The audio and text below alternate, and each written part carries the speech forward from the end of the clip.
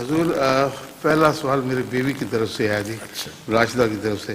اس نے پوچھا کہ حضور رسول اللہ صلی اللہ علیہ وسلم کو یا ایھا المزمل یا ایھا المدثر کے نام سے پکارا گیا ہے، ان دونوں میں کیا فرق ہے؟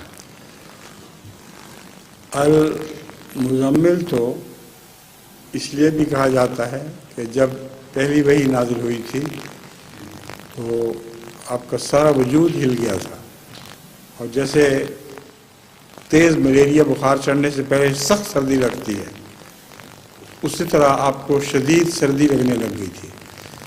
گھر جا کے آپ نے حضرت حاجرہ رضی اللہ تعالیٰ عنہ سے کہا تھا کہ زملونی، حضرت خدیجہ سے کہ زملونی زملونی، مجھے اڑھا دو، کوئی چادر، کوئی کمبل پہنا دو.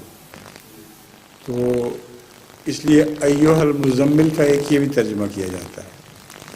اور المدثر میں آپ نے جو کپڑے پہنے ہوئے تھے، اس کی تشریح میں یہ بھی بیان کیا جاتا ہے کہ صحابہ وہ کپڑے تھے جو آپ نے اوڑھے ہوئے تھے.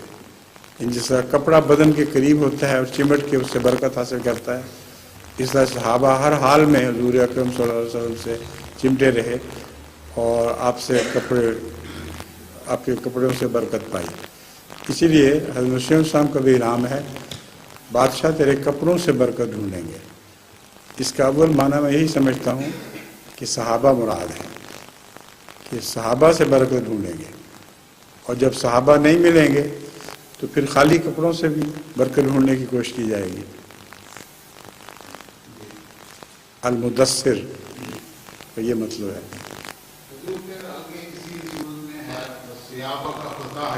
ہاں، اس کا مطلب یہ ہے کہ جو آپ کے ارد گرد صحابی ہیں وہ کئی کمزوریاں لے کے آئے ہیں، ان کو پاک کرو.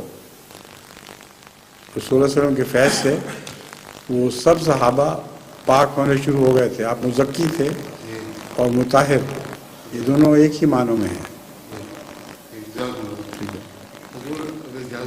اب آپ کا